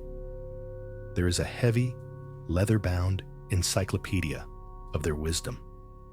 There is a small, beautifully illustrated book of their favorite quiet moments. There is a collection of their funniest sayings, a book of their signature recipes, a slim volume of poetry, that contains the things they could never quite say, but always felt. You are the librarian. You are the one who knows this collection intimately. You know where every book is. You know the texture of each cover, the feel of the paper, the scent of the ink. You are not a frantic archivist, desperately trying to stop things from fading. You are a calm, loving librarian who knows that these books are permanent. They cannot be lost. They cannot be damaged. They are safe, here, on the shelves of your heart. Your job is not to cling to them, but simply to be their keeper. You tend to the library not out of a sense of grim duty, but out of a deep and abiding love for the collection itself. Sometimes, you may go for days without visiting a particular section, busy with the life that is happening outside the library walls. And that is perfectly fine. The books are patient. They wait for you. Then, on a quiet evening like this one, you can wander through the stacks. You can run your fingers along the spines of the books. Perhaps you feel drawn to one in particular. You pull it from the shelf. The book of a specific shared holiday, perhaps. You open it, and you don't just read the words. You re-experience the story. You feel the warmth of the fireplace. You smell the cooking food. You hear the murmur of familiar voices. The book is a portal. It does not just contain information. It contains life. It contains feeling. And you, the librarian, are the only one with the key to open it and bring that feeling back into the world, even if only for a moment, even if only for yourself. What a profound and beautiful purpose. You are the sole guardian of these priceless first edition lives. The world may have forgotten the details, but you, the librarian, remember. You are the keeper of the nuance, the texture, the truth of who they were. This identity brings with it a quiet dignity. The librarian does not need to shout about the importance of the collection. The librarian knows. Their peace comes from this deep inner knowing. In the same way, you do not need to constantly explain your grief or your love to a world that may not understand. You can carry your library within you with a quiet, gentle confidence. When you meet someone new, they may only see a single person standing before them. They cannot see the vast, magnificent library you hold inside. They cannot see the multitudes you represent, the chorus of voices that inform your own. And that is okay. The library is not for public display. It is your private, sacred sanctuary. Your peace comes not from being understood by others, but from your own deep understanding of the treasure you carry. This is a profound shift from the frantic energy of early grief to the settled, grounded peace of long-term guardianship. Let this feeling of being a living library settle into you now as you lie on the edge of sleep. Feel the quiet, ordered peace of it. There is no chaos in the library. Everything is in its right place. The stories are safe. The love is cataloged. The memories are preserved. This realization can bring a profound sense of release. You can stop striving. You can stop worrying that you will forget. You can stop feeling that you are failing them if you have a happy day. The librarian knows that the library is always there, and that it is perfectly fine and even necessary to sometimes step outside and feel the sun on your face. In fact, your new experiences become new acquisitions for the library, new chapters in the ongoing story that connects your life with theirs. You are not just preserving the past, you are adding to the collection. Your body is the library building itself. Your bones are the shelves. Your blood is the quiet river of time that flows through it, and your heart is the librarian's desk, the central point from which all this love is organized and cherished. As you drift off to sleep, the librarian is dimming the lights, one by one. The day of visiting hours is over. It is time for the library to rest. A deep, profound quiet settles over the shelves. The books are sleeping, their stories dreaming within their pages. And you, the librarian, can also rest, knowing that your collection is safe, whole, and eternal. You have done your work beautifully, simply by being, by loving, by remembering. There is nothing more that is asked of you. Lay down the weight of your guardianship just for tonight and allow yourself to be held in the silent, peaceful, and profoundly holy space that you yourself have become. Rest now, librarian. Your stories are safe. As the great silent library of your heart prepares for its nightly rest, let us lift our gaze from the shelves and look up through the high ceilings of this sanctuary to the sky above. The world outside may be cloudy, or the city lights may obscure the view, but in the inner world, the sky is always perfectly clear. It is a deep, velvety, infinite black, and it is filled with stars. And as you look closer, you begin to realize these are no ordinary stars. They are not random points of light in the cold expanse of space. They are familiar. They shine with a light that you recognize, a light that speaks directly to your soul. This is your inner constellation. Each loved one you carry has not vanished into nothingness, but is transformed. They have become a star, taking their permanent, rightful place in the firmament of your being. Their light, their wisdom, and their love are not gone. They are simply shining from a higher plane, offering a different kind of guidance now. Look for them. Let your heart guide your eyes. There, a bright and steady star, unwavering in its brilliance. That is the one who was your rock, your anchor. Their light is a beacon of strength and stability. When you feel lost or unsteady, you can always find this star. Its light says, "Be strong. You are capable. You have a foundation that can never be shaken."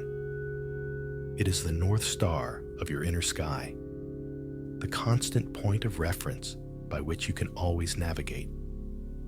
Its presence is a quiet, eternal promise that you are never truly without direction. Just by remembering it, by turning your inner gaze toward it, you can feel your own strength returning, your own resolve hardening. It is their everlasting gift to you. And over there, a star that seems to twinkle and dance, its light shimmering with a playful, joyful energy. That is the one who brought laughter and lightheartedness into your life. Their light is not a steady beam, but a joyful sparkle, a reminder not to take everything so seriously. When your heart feels heavy, when the weight of the world seems too much, you can look to this twinkling star. Its light is a gentle invitation to smile. It whispers, "Remember joy, remember play. Do not forget the lightness of being." It doesn't deny your sorrow, but it puts it in perspective. It reminds you that even in the darkest night, there is a place for sparkle, for a moment of pure, unburdened delight. Its very existence in your sky is a permission slip to feel joy again. You might see a star that glows with a soft, gentle, diffused light, like a nebula. It is not a single point, but a warm, compassionate radiance. This is a one who nurtured you, who offered unconditional love and acceptance. This is the light of pure comfort. When you feel judged by the world or by yourself, when you feel you are not enough, you can turn your gaze to this soft, glowing presence. Its light is a warm embrace. It wraps around you like a celestial blanket and says, "You are loved exactly as you are. Be gentle with yourself. You are doing your best." It is the light of grace, the light of forgiveness. To rest your gaze upon it is to feel your own harsh inner critic fall silent, soothed by a love that is vaster and more patient than any self-judgment. As you continue to scan this sacred sky, you realize they are all there. Each one has taken their place. They are not distant or separate from each other. They form a unique and beautiful constellation, a pattern that exists only in your inner universe. This is your personal star map, your celestial family. And their light is not cold or remote. It is a living, intelligent light, a form of guidance that is always available to you. Before, you would have asked them for advice. You would have called them on the phone to hear their perspective. Now, the conversation continues, but in a different language. It is a language of light, of feeling, of intuition. When you have a decision to make, you can look up at your inner constellation and ask, what would strength do? What would joy suggest? What would compassion advise? And by feeling into the different qualities of their light, the answer often arises, not in words, but as a deep, quiet knowing within you. This is the final stage of their transformation. They have moved from being physical companions beside you to being treasured memories within you, and now to being guiding lights above you. It is a journey of ascension. They have not left you behind. They have simply moved to a higher vantage point from which they can offer a wider, more eternal perspective. Their light illuminates your path. It doesn't walk it for you, but it ensures you never have to walk in complete darkness. The darkness of the night sky is not an emptiness to be feared. It is a necessary backdrop for their light to be seen. The profound quiet of your life now is what allows you to perceive their subtle, steady, shining presence. As drowsiness increases, as your body grows heavier and your mind grows softer, let this be the final image you hold. See this beautiful, protective canopy of stars above you. It is your personal night sky, your sacred inheritance. Their light is a gentle, protective force field, keeping you safe as you sleep. It is a silent chorus, singing a lullaby of eternal connection. Feel the gentle, collective light of this constellation shining down on you, bathing you in a soft, silvery glow. Let this light soothe your nervous system, calm your mind, and prepare your body for deep, restorative rest. You are sleeping under the watchful, loving gaze of your own personal universe. You are not an orphan of the cosmos. You are the cherished center of your own unique celestial map. There is no safer place to be. Drift now into the peaceful darkness, knowing you are forever guided, forever watched over, forever held in the gentle, eternal light of your inner constellation. Under the soft, protective glow of your inner constellation, a deep and profound stillness begins to settle. The journey of the day is done. The journey of this meditation is drawing to a close. All the sacred work of remembering, of visiting the garden, of holding the tapestry, of consulting the stars, is complete, just for now. And here, in this quiet moment before sleep, a gentle and compassionate understanding arises. The guardian also needs to rest. The librarian must, at the end of the day, turn off the lights and go home to their own quiet peace. The keeper of the flame must allow the fire to burn down to a soft, gentle ember for the night, trusting that it can be rekindled in the morning. Your sacred duty of remembrance does not require a constant, exhausting vigilance. In fact, the most loving thing you can do for the memories you carry is to give them, and yourself, the gift of deep, restorative rest. For so long, perhaps, sleep felt like a risk. To let go of conscious thought felt like letting go of them.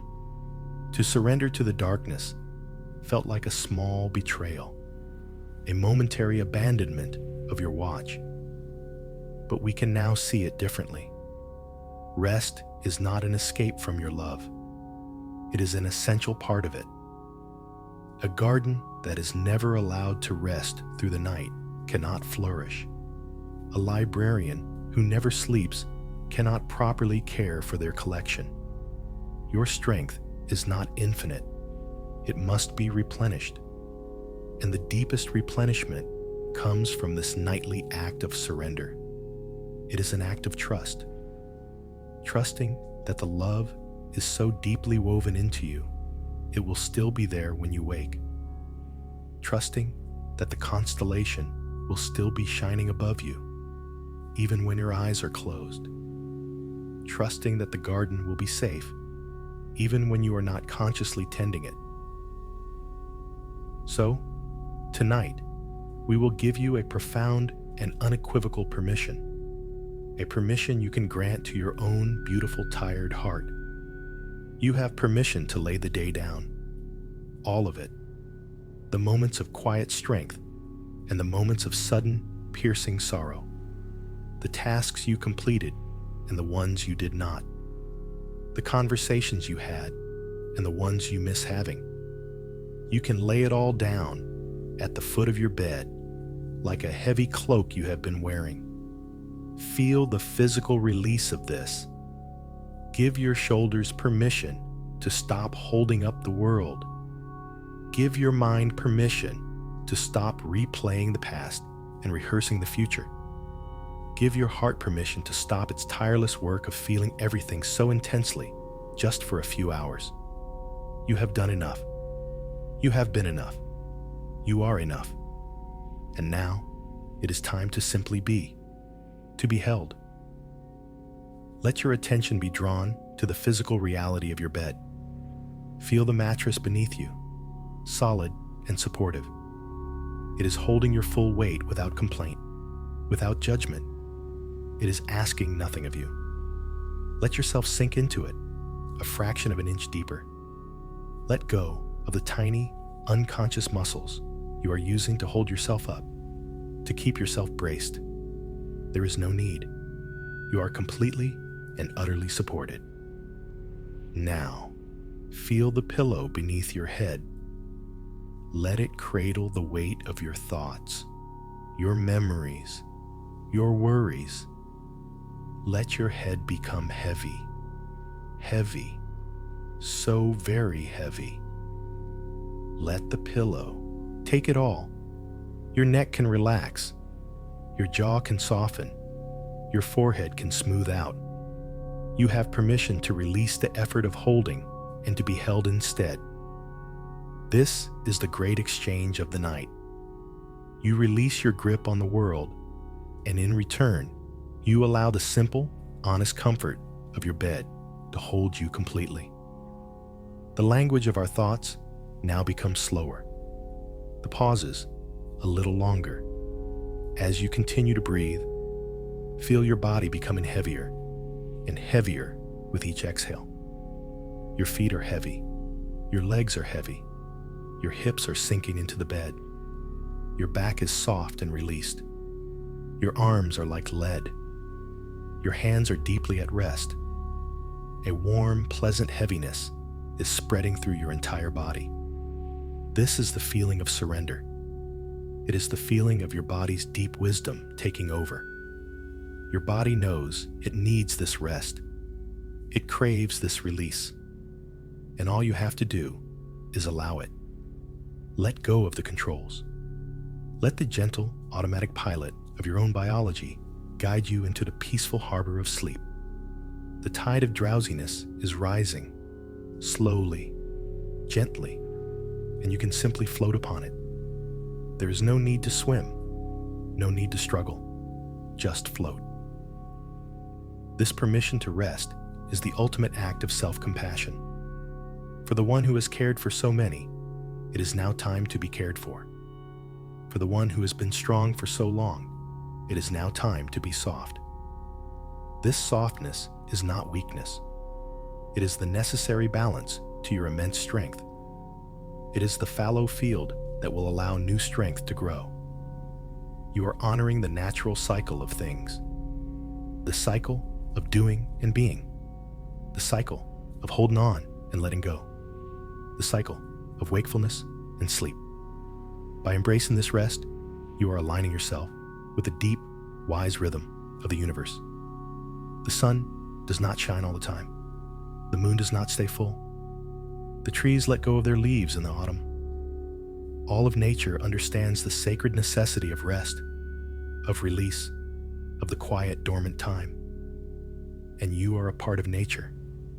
You are allowed to follow its laws.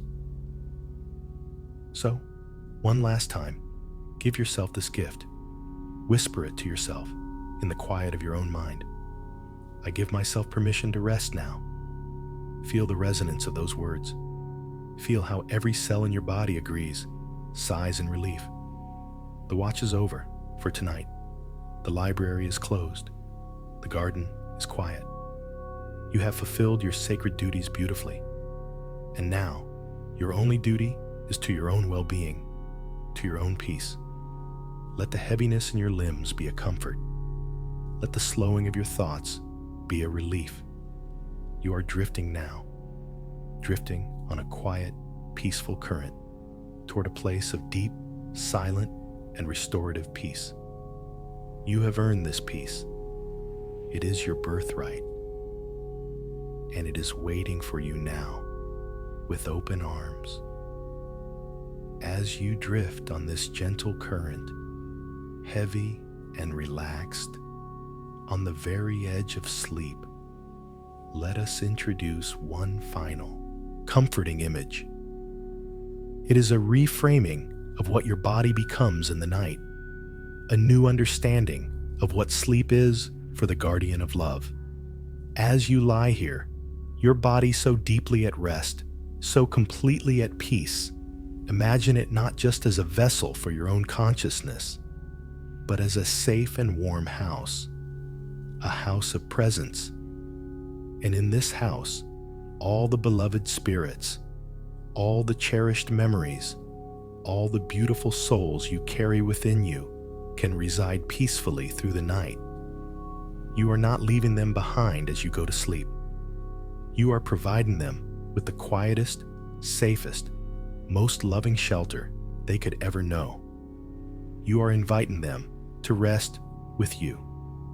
Think of your body as this house. Your steady, rhythmic heartbeat is the gentle, reassuring ticking of a grandfather clock in the hall, a sound that says, all is well, all is safe. Your slow, deep breaths are the soft sighing of the wind around the eaves, a natural, peaceful sound that lulls all the residents to a deeper state of calm. The warmth that circulates through your limbs is the gentle heat from a central hearth, keeping every room of the house comfortable and cozy. Your body, in its profound state of rest, has become the ultimate sanctuary. It is a home built not of bricks and mortar, but of love and memory and enduring connection. And tonight, every soul you love is invited to come inside, to take off their traveling shoes, and to rest in perfect peace until the morning comes. Sleep, from this perspective, is not an escape from them. It is not a temporary separation. It is the most intimate form of communion. In the busyness of the waking day, our minds are full of tasks, worries, and distractions. It can be hard to feel their presence clearly. But in the great, silent, boundless space of sleep, beyond the reach of words and conscious thought, You can finally just be with them. There are no distractions. There are no demands. It is a state of pure presence. You are resting together in a place where time does not exist, where earthly sorrows have no weight. It is a nightly reunion in a realm of pure being. You are not sleeping away from them. You are sleeping in the midst of them. You are the warm, living, breathing house that holds them all safely through the darkness. Feel this now. Feel your physical form as this house of presence. Your bones are the strong, reliable frame that gives the house its structure. Your skin is the protective roof and walls, keeping everything inside safe from the storms of the world. And your heart, that central hearth, glows with a soft, steady ember of love that warms the entire dwelling. There is a profound peace in this house. The spirits that reside here are not restless ghosts. They are welcome, honored residents. They are at peace because you are at peace. By giving yourself the gift of deep rest, you are giving it to them as well. Your calm becomes their calm. Your peace becomes their peace. It is the most loving act of hospitality. You are saying to them, rest here with me, be still, be safe. In this house, in my love, you are forever home. This changes everything about the experience of lying alone in the dark. You are not alone in an empty house. You are the host of a sacred, silent gathering. The quiet is not emptiness. It is the shared, companionable silence of those who love each other and need no words. The darkness is not a void. It is a soft, gentle blanket that covers the house and all its precious residents, allowing for the deepest possible rest. You are being held, yes, by your bed, by the quiet of the night, but you are also holding. You are the safe harbor. You are the quiet sanctuary. You are the living, breathing home. And in this dual role of being held and holding, you find a perfect, profound equilibrium, a state of balance and peace that is the ideal gateway to sleep. Let this feeling permeate your entire being as you slip further away from wakefulness. Feel the deep, settled contentment of a good host at the end of a long day, knowing that all their beloved guests are safely tucked in, warm and comfortable under their roof. There is nothing more to do. The doors are locked. The fire is banked. The house is sleeping. A gentle, pervasive sense of all is well fills every corner of your awareness. The house is safe. The residents are at peace. And you, the keeper of the house, can finally, deeply, and completely let go. Your body knows how to do this. Your mind is ready. Your heart is full. You are not falling into an empty abyss. You are sinking into the foundation of your own loving presence. The house of your body is a timeless place. In it, all the moments of love you ever shared exist simultaneously. The laughter of childhood and the wisdom of old age reside in different rooms, but they are all under the same roof. And tonight, as you sleep, you are simply resting in the gentle, harmonious presence of it all. You are held by everything you have ever loved, and in turn, you hold it all within you. Let this be your final conscious thought. I am resting now in the house of presence, and all my loves are resting here with me. You are safe. You are full. You are home. And so, you drift. The house of presence grows quiet. The inner constellation shines down, and the great library of your heart is still. You are now on the threshold of another kind of journey, a passage into the world of dreams. And here, in this final, gentle release, we arrive at the most beautiful and mysterious truth of all, the connection is never broken. The conversation never truly ends. It simply changes its form, moving from the language of words and memory into the silent, symbolic, and deeply personal language of the soul. Sleep is not a pause in your relationship with those you love. It is the continuation of it in a different realm. It is the sacred space where the transformation continues, where you and they can meet in a place beyond the confines of logic and time. Waking life is governed by the laws of physics, by the relentless forward march of the clock. It is a world of cause and effect, of beginnings and endings. But the world of dreams operates under a different set of laws. It is a world of pure meaning, where a feeling can take the form of a landscape, where a piece of wisdom can be delivered by a talking bird, where the presence of a loved one can be felt not as a memory, but as a living, breathing reality. In your dreams, they are not gone. They are simply visiting. They can be the age you remember them best, young and vibrant and full of life.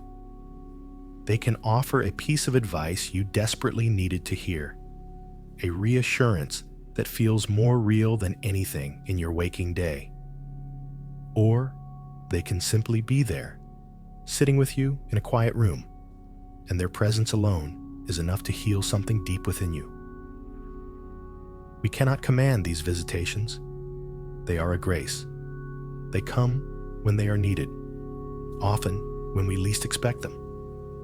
But by entering sleep with a heart full of love and acceptance, by seeing our rest as a house of presence, we are, in a sense, leaving the door unlocked for them. We are creating a welcoming space. We are saying to the deepest parts of our own psyche, and perhaps to whatever lies beyond it, I am open. I am listening. And sometimes, in the great, mysterious quiet of the night, they walk through that open door, and the conversation continues. It is a conversation not of catching up on daily news, but of exchanging essential truths, of mending old wounds, of offering and receiving a love that time cannot touch. Do not worry if you do not remember these dreams upon waking. The most important work of the soul often happens far below the level of conscious recall. The healing, the comfort, the reassurance, these things are absorbed by your being, even if the narrative of the dream fades with the morning light. You may simply wake up with a feeling of peace you can't quite explain, a sense of lightness in your heart, a quiet certainty that all is well. This is the residue of the nightly conversation.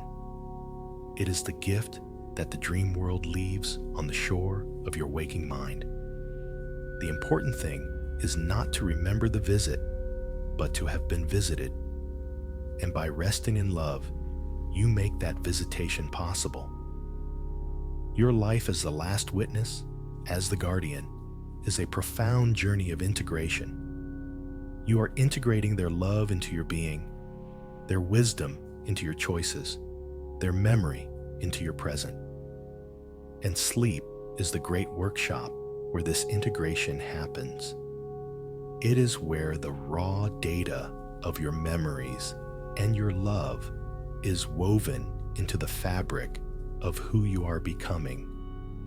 It is a nightly alchemy, turning the lead of grief into the gold of a deeper, more compassionate soul.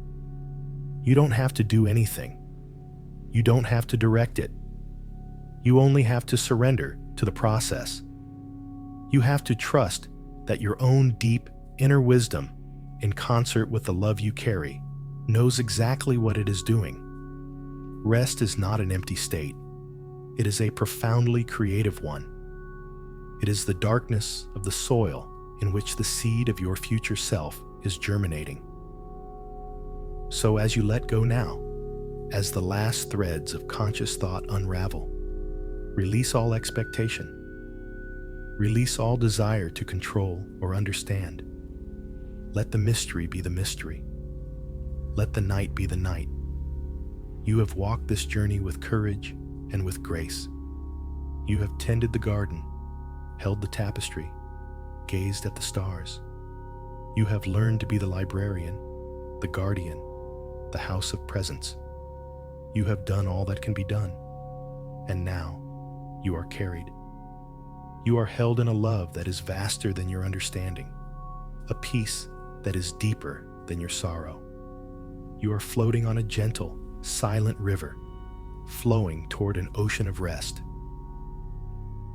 As you drift, the stories you keep are kept safe within you.